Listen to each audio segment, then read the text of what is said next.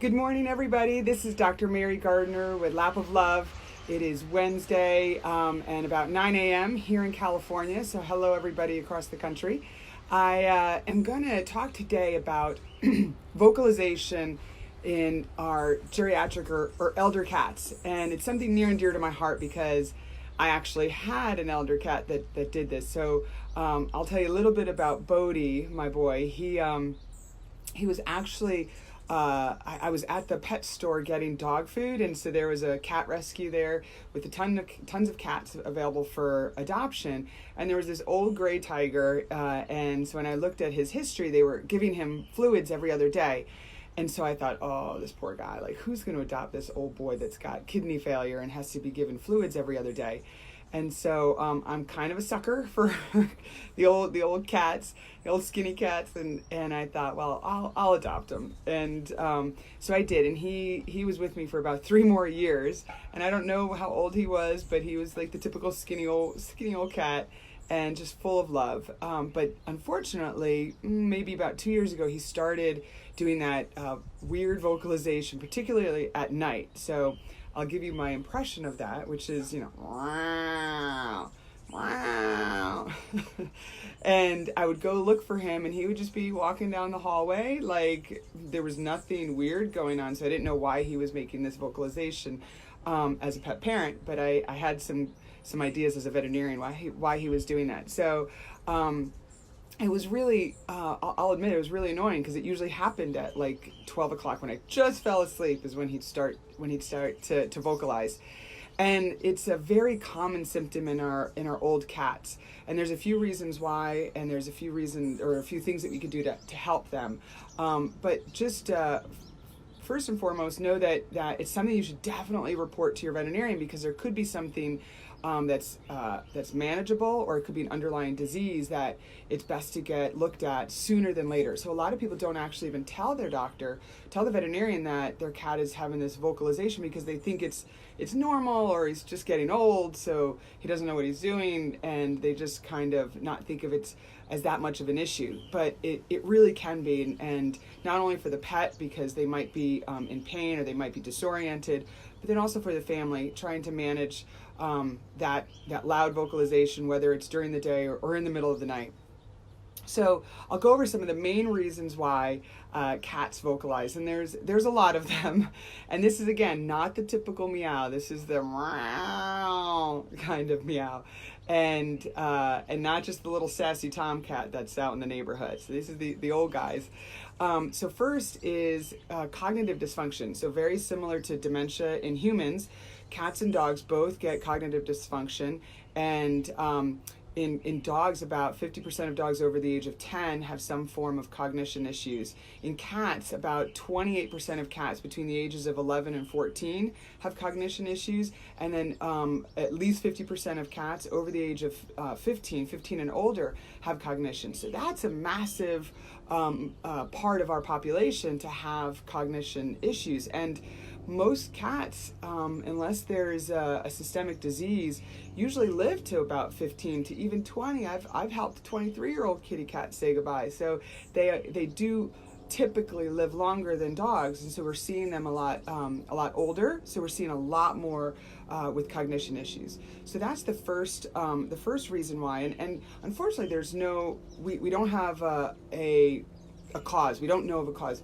And a lot has to do with probably the free radicals in their system, just like in humans. So there's a lot of research being done in humans, which will hopefully help our pet population as things are discovered over time. So that's our first reason for the crying, if you will. The second is hyperthyroidism. It's also very common in older cats, and so that's the thyroid gland is just overreactive, and producing hormones that can make them agitated, restless. You'll see them getting a lot skinnier. So hypothyroid, which happens more in dogs, we see them getting a little bit chunkier, and in cats we see them getting skinnier because they are usually prone to hyperthyroidism. So that could be a cause for that howling, just because they're agitated, and that's what that disease does. that disease also can increase their blood pressure. So systemic hypertension, just high blood pressure. So cats and dogs get high blood pressure. And one of the reasons or one of the causes of high blood pressure is hyperthyroidism, but just general hyperthyroidism, high blood pressure, just like in humans, cats can get that too. And so that could also give cause for that crazy vocalization. Something else that cats get is hearing loss. So just like some of us will have old age hearing loss, dogs get it, and so do cats. And it's called presbycusis. That's the technical term, but just old age hearing loss. And if you can imagine, that could be very distressing to some cats and dogs as well. And so if they just don't know what's going on, or they get startled, that could cause them some distress. And that happens all time during the day. And so I think I see more of the howling, that during the day with the deafness, because things are happening outside. The lawn people are there, people are ringing the doorbells, and people are moving around. So it's something I see more with the deafness is a problem with the howling during the day, all times of day, and at night is more when I see the cognition. Another reason for that howling, if you will, is pain. So our kitty cats are prone to osteoarthritis, just like in dogs. And actually, there's a lot of research that shows a massive amount of cats that have some form of arthritis, yet they never present any symptoms to the family or to the veterinarian, or at least symptoms that we may know about. So when I'm hurting and I hurt my knee or something like that, or my foot because I'm dancing too much or something like that, I'm going to start limping around, or I'm going to complain to all my friends. Well, cats typically don't complain. Sometimes they do when they want their food bowl filled, but they typically kind of keep things to themselves. They deal with pain differently than we do. I know that sometimes people say, cats hide their pain better, or dogs hide their pain better, but they just deal with it differently. They don't complain as much. And so cats that are in pain, we may not even notice it if we're not looking for certain signs. So cats will absolutely get some form of arthritis, and again, the numbers are staggering, over 90% with the cats, the older cats. And we don't usually see this unless we do x-rays. But also our kitty cats are not going to the clinics as often as dogs. So the cats may have some pain and discomfort and some other diseases, but we just don't bring them in as often as we do dogs. So 30% of our population in the clinic that we see, so 30% of the pets that we see in clinics are cats. So it's much lower than dogs. So a lot of times things are happening to our kitty cats that we just don't know, because they're just not showing the signs or normal vocalizing their pain. So with cats, you might notice that they're hesitant to jump up. So if you've got their food bowl somewhere that's a little bit higher, especially if you have dogs like I do that would love to get my cat food, so I have to place it in a higher location. So if they're hesitant to either jump up or jump down, so if you think about jumping up, a cat has to use their back legs. So if their hips are hurting, that's going to be more painful for them to jump up. But when they jump down, it's more pressure on their shoulders, and they could have arthritis in their shoulders. And so you may see that they jump up, but they just don't jump down. So you have to be very mindful of how the pet's behavior has changed. Or maybe jumping up on your bed and they don't jump up much anymore. So I have a kitty cat that's a three-legged cat, and so I have to make sure she's got her little, I call them the princess stairs, because she has to have her little princess stairs up to the bed and to her food bowl, because she's missing one of her back legs. So hesitant to jump up. Also is what we call a stilted gait, so they kind of stand there like they're on stilts, if you will. Sorry, my background. So if you just imagine if they're walking just a little bit kind of hesitant and as if they're on stilts. That's just something that we see. And also as doctors, when we give a physical exam to the cats, we're going to feel for swelling, just from other changes. We may even feel crackles, if you will, in their joints, which I hate feeling. It gives me the EBGBs because I know that's painful for them. But we're gonna be looking for these things. Now, cats. The difficult thing with cats is when they go into the clinic, they're not usually loving that journey. So when they get to the clinic, they kind of crawl up in a little ball, usually in their cage, and then we have to peel them out of their cage, and they sit there and they don't even move. So we want to make sure that they're comfortable in the clinic and giving them time to adjust, giving them time to walk around and roam in the exam room. So When I was in general practice, I'd have like a little obstacle course just for them to kind of see how they jump up and down and walk around. But we just may want to give them some extra time in the clinic just to chillax a little bit. And certainly some pheromones that is available out there at pet stores that you could use to help, and your veterinarian can recommend these as well, that you can help to spray their crate before you bring them into the clinic, or bring them with the towel that's got the spray on it. That's a huge help for them. So pain is another reason for nighttime vocalization, or really all-time vocalization. And then the last thing I want to just touch on is kidney disease. So gosh, so many of our kitties have kidney disease. And that can also increase the blood pressure, so the systemic hypertension like I talked about. It can decrease blood flow to the brain. And so all these problems or all these diseases can lead to that nighttime vocalization. So again, it's cognitive dysfunction, which is the primary one. We have hyperthyroid, just high blood pressure, primary high blood pressure, just because. It could also be caused by other diseases like kidney disease. Pain is a big one, and then also deafness, also some blindness too. So cats do lose their vision as they get older, and also some of the diseases I talked about can lead to blindness as well. So a lot of times with kidney failure, they'll have high blood pressure, and then that disrupts the blood flow to the eyes as well. And so a full exam is really important. So how do you know what your cat's got? And if they're showing any signs of this weird vocalization at night, so I would definitely first recommend you take some videos, take some audio, so that way you can play it for your veterinarian. Write down some changes that you've noticed over time, so what they can and can't jump on, how they're positioning themselves when they lay down. Are they mostly laying on one side and not another? So maybe that's painful on one side. And just take a really good journal and diary of your cat's behavior. And absolutely see your veterinarian to do a good full exam, and also some x-rays and blood work. And that way that they can actually see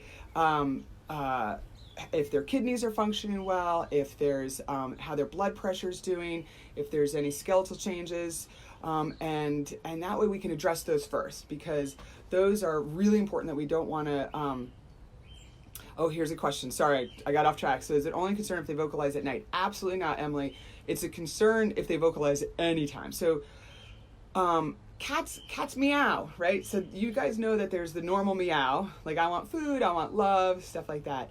And then there's this weird howl, if you say. Now, there's also, if you have like an indoor cat and an outdoor cat comes that you don't know, comes to the window and they start to do that meow. That's just because they're a little sassy to the cat that's outside, but just for no reason at all. They're just wandering around and then or you see them in front of their litter box, then that's a sign that something may be up. That's just not normal. Another thing, just while I'm at it with the litter box, a lot of times we have high litter boxes, especially if they have kidney disease or they have diabetes or something, so they're urinating a lot. So we have these high litter box sides to the litter box. Well, that's hard for these guys to get into, especially if they have arthritis. So making sure that the entrance is lower, also that they know where their kitty box or their litter box is, because if they have cognitive dysfunction, they might forget where it's at. So they get a little nervous because they don't know where it is. And I've had, for Bodie, my cat, I used to have to put wee-wee pads just out front of the litter box just in case he didn't make it there in time. But so all these little signs, if you notice anything different, cats are creatures of habit. And that's why when you move or things change, or you have another person or furry one in your home, cats kind of are the ones that freak out a little bit because they just don't like change. So if you see change happening in your cat, that's probably something to think about. So it's not just at night, so that's a great question. But it just helps me know, like, okay, if it's all throughout the day or if it's at night, if it's certain times of the day. In humans, we have this, I took a flatter Tupperware that goes under the bed and made it into a litter box. Yeah, I know what you're talking about. That's fantastic, Emily. So those under the bed, that's good. That's really good. Those under the bed storage units is what I'm thinking, containers. Using that as a litter box, that's a fantastic idea. Thank you so much. So treating pain, this is another question that's coming through in senior cats. We have a lot of good options for treating pain that your veterinarian can give. It's not just pills. So I know some cats You don't want to try to pill them. There's some liquids that we could put on their diet. There's even some new things coming out like transdermal that we could rub on the ear pinna. But we want to make sure that everything is that we're treating the right thing, right? So we don't want to give pain management unless we know for sure that they're in pain. So that's why it's really important to see a veterinarian, just to either get a true diagnosis or rule those things out. Like that would be great if you're like, nope, everything else is fine, blood work's great, x-rays is great. That's what we want to see. You know, sometimes when I was in general practice, I would get the owner to approve blood work and x-rays, and then there was a part of me that felt bad when I didn't find anything, because I know that they would feel like, well, I just spent $500 and you found nothing, right? That's actually a good thing. So let's remember that. But the number one issue for that weird vocalization, and I'm sorry if you hear, I've got some neighbor down the street is I think turning a tree into mulch right now, perfect timing. But that number one reason for that weird vocalization is cognition. So that cognitive dysfunction, like we see in humans, is the number one reason for that, and we don't know of a cause for that. It is still being researched, but there's a lot of things that we can give, that we can do. So management of that, there are some wonderful supplements. Again, please talk to your veterinarian, because there are some supplements that are toxic to cats that we can give to dogs, that we don't want to give to kitty cats. So definitely make sure that you've researched that they're safe for cats. But there's also some environmental management that we could do to not only help cats that have cognitive dysfunction, but if they also have deafness or blindness and they're having troubles getting around the house. So environmental changes, having maybe one area or one room where their litter box is, where their food is fed. So just keeping it a certain system. So again, like I said, they don't like change. So keeping everything routine is very important. They want to feel safe. And that's what sometimes if we have kids and other pets in the house and they kind of feel like they're getting bowled over, that might be a little bit nerve-wracking. And we'll also see that the cats might seek your attention a little bit more than normal. And that may be, I can't read a cat's brain, but sometimes it's because they just need that comfort. So we also see that they get a little bit more warm and friendly towards their golden years. But so environmental changes, some pheromones, like I already mentioned, going to the clinic. Well, there's a lot of diffusers that are available that can help, that you can get, and we'll post some links at the end with some resources. But just environmental enrichment and stimulation is also important. These guys don't want to just lay around in the sunbeam, although laying in a sunbeam sounds really good right now. But playing games with them and the laser lights and all these things. So if you think about our nursing homes and our hospice care for humans, they want them engaged. They want them, doing games. They want family members to come over. So we want to make sure that the cats aren't, he's an old cat, he wants to be by himself, right? So we want to, not that I'm saying go grab the poor cat that's laying in the sunbeam, but we want to make sure that we provide that mental stimulation. And it's also really nice towards the end. We don't have a lot of time with these guys, right? So they don't live long enough. And so we want to make sure that we spend as much time as we can. So again, I just wanted to recap that vocalization at any time. We just see it more often at night. I love it. What can you do to stimulate lazy older cats? That might be a question for me in a few years. What can you do to stimulate Mary to get off the couch? But just every cat is different. So find out what stimulates them. The laser. I could spend $400 on toys, and then they like the paper bag that I bring home, right? So whatever stimulates them, and maybe it's the those things that you could put in your window so that way they can kind of sit outside of the window if they're an indoor only cat, because they like to look at the birds and things like that. And so, I have a bird feeder, and the cat is always staring at the birds. I don't know if that's more torture to them or not, but all right, so let me just go back to my recap before I end. So it's the vocalization happens at any time. We do see it a little bit more at night, and that's where it's going to cause a problem for the family. And I know that, we love our pets, but I would like a full night's sleep. And with Bodhi, it was really causing a lot of anxiety within the family. And so, and people would look at me like, well, don't you know how to fix that? And although he did have kidney failure, his blood pressure was good. He was on everything he needed to be. He also had cognition issues. So I was doing everything that I'm saying, which helped, but it didn't get rid of it all the way. and I just dealt with it because it was Bodhi. But the main point is I wanted to make sure that he was under good pain control and that I had his kidney failure on check as best as I can. So again, it's cognition issues, it's hyperthyroid, it's high blood pressure, deafness, blindness. Pain is a big one, and kidney disease. There's a couple more that could be the cause of this, but those are the main ones. I definitely suggest getting a diagnosis first, or ruling out those diseases to make sure that we can manage those, or that we can just check them off the box. And then if it is just cognition, and I don't mean just cognition, it's a big issue, but we don't have to give medications or anything like that. We can give some supplements to help. There's some great diets out there, and everything I'm saying is very true for dogs. A lot is true for dogs. Tony writes liver disease. That's what my boy has. He does all those things you said. Oh, I'm sorry, Tony, to hear that your boy's got liver disease, and all these diseases, because if they're not feeling well or they're feeling sick or something like that, this is how they complain too sometimes. So we just want to make sure that we keep them very comfortable. Don't change their environment too much. Keep it stable. Keep it enriched. They love you, so be present as much as you can. I think I regret that the most now that Bodhi's not with me anymore, is that I didn't spend as much time as I wish I did, and comforted him as much as I did. So, the other thing I did for Bodhi too, just because I forget, I go down rabbit holes, is I put night lights around my house. So I had these little tiny night lights that went on at certain times of the day, or at night really, or when the lights got to a certain dimness, that they would come on automatically. And that really helped him too. But I did it kind of like a runway to his litter box, so that way he knew where he was going. So all these things can be helpful. But we're going to post some links with some tips and some resources. Certainly see your veterinarian. We have some resources on our website, but keeping a journal and watching your cat, taking pictures and doing videos, that will be very helpful for your veterinarian. So when you go there, you're prepared with how he can or cannot jump, what changes that you've seen, even eating habits. So if they're at the water bowl more, I see a lot of cats in kidney disease or diabetes where they'll just like stand over the water bowl, basically like water's dripping off their little beards, because they just can't get enough.